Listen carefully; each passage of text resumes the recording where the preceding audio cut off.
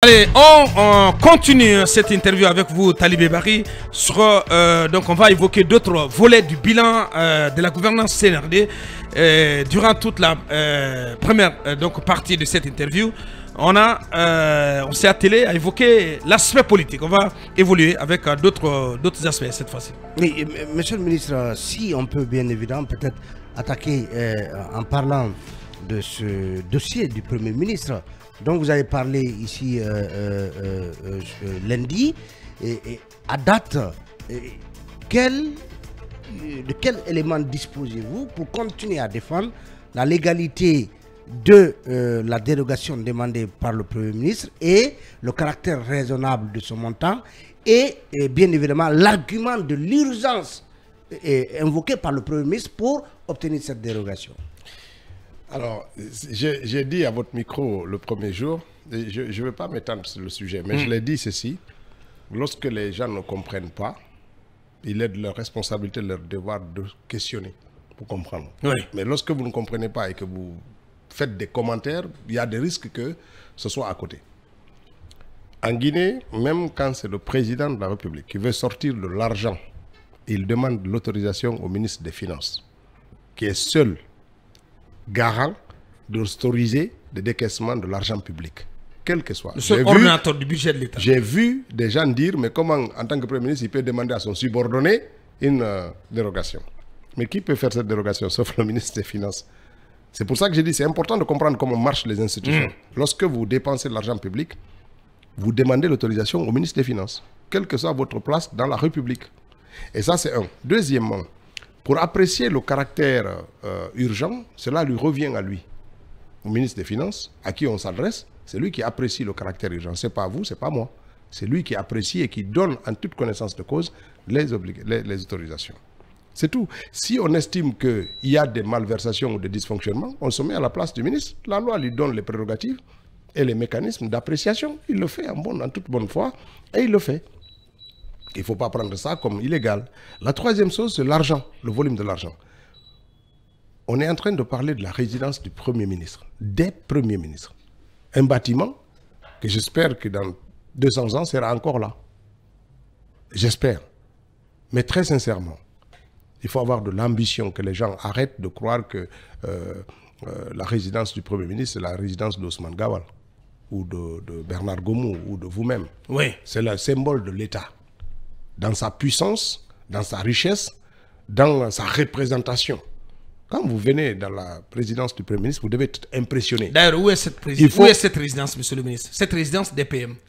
Non, elle est située où? C'est ça. Oui, parce que tout le monde se demande où est cette fameuse résidence. Le site, on vous a bien localisé, c'est à Donka, c'est le site de Donka, à côté de l'ambassade, je crois, de l'Allemagne qui est à côté. Mais moi, franchement, en tant que ministre de l'Habitat, j'avais même une ambition peut-être démesurée, c'est-à-dire c'est de déménager complètement la résidence du Premier État pour en faire vraiment un endroit magnifique sur plus de 100 hectares. C'est là qu'on investit la puissance de l'État. Si j'avais les moyens, j'allais construire un bâtiment. Le meilleur qu'on puisse faire dans la sous-région, qu'il soit un monument où des gens viendraient se photographier, comme on va se photographier devant la Maison Blanche, ou Matignon, ou Versailles, ou à l'Élysée. Ça aurait été un monument. Donc, donc ça veut dire que j'aurais mis beaucoup d'argent de l'État pour construire. Maintenant, il y a toujours une question d'opportunité de la dépense. De savoir, quand je prends des milliards pour dépenser pour un bâtiment, ça, le contexte et tout, beaucoup doivent le justifier. Vous comprenez? Mais ce n'est pas de trop. Ce montant-là. C'est dit, la dernière chose que j'ai dit sur ça, c'est qu'ils veulent apprécier le montant, non qu'à questionner le contrat dans le détail. Parce que dit comme ça, une maison en rénovation qu'ils n'ont jamais vue, est-ce que la rénovation concerne simplement une couche de peinture? Mais on ne sait plus où donner la tête, parce que le plus souvent, parfois on parle de rénovation et après on parle de construction. Parce que c'est quand vous regardez, parce qu'on parle de Premier ministre, lui, il insistait hier sur l'aspect sécuritaire. Non, quand vous regardez le bâtiment, c'était un vieux bâtiment. Pour la rénovation, il a été quasiment dépouillé de tout. Même les murs ont été reconstruits, entre guillemets, pour être renforcés. Donc c'est une reconstruction. Donc, non, c'est pas une... Parce que pour parler de reconstruction, il s'agit de casser tout et de recommencer. Mais lorsque vous laissez les murs en l'état et que vous les renforcez, c'est toujours une rénovation. Dans le vocabulaire, on ne peut pas dire... Rénovation en profondeur. Ça veut dire que vous n'avez pas changé l'architecture en tant que telle. Les armatures restent là. Globalement, parce qu'on va continuer. Globalement, la polémique n'a pas lieu d'être à votre avis. Moi, je veux savoir les murs en l'état, qui a fait... Parce qu'on apprend que de l'argent avait été déjà sorti sous Alpha Condé pour ériger cette résidence.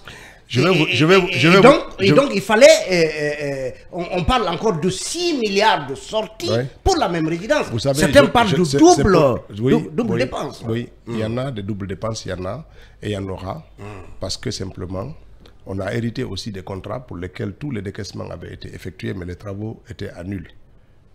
Et que même les entreprises étaient des entreprises qui étaient fictives, entre guillemets, qui sont domiciliées pour certaines à l'étranger. Je ne parle pas du cas spécifique, mais dans mon passage, au niveau de l'habitat et au niveau du ministère des Postes, j'ai trouvé des contrats comme ça. Donc pour cette résidence, il y avait déjà eu un premier paiement. Oui, bien sûr. C'est possible.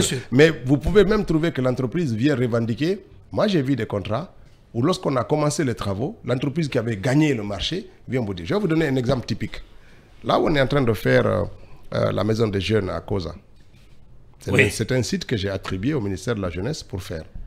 Lorsqu'on a attribué et que les travaux ont commencé, il y a une entreprise qui est arrivée, s'appelle Civita, je crois, pour revendiquer le droit de construire là-bas un bâtiment pour le contrôle technique. Oui, bien sûr. Mais ça fait 20 ans qu'il a ce contrat. Ça fait 20 ans qu'il a ce contrat. Il vient revendiquer. Or, il avait payé de l'argent, commencé même des travaux.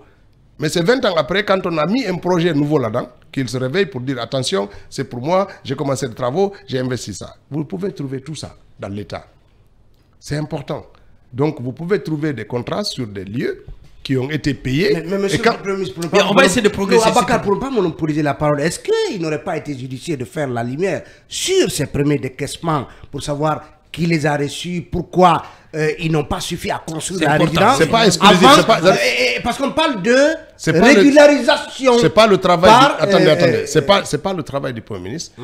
C'est pas exclusif. C'est pas parce que. On pense qu'il devait plus se soucier de la situation de l'argent débloqué que de lui-même s'impliquer dans la construction de la résidence. Parce qu'on pense que ça relève du patrimoine bâti. Non, attendez.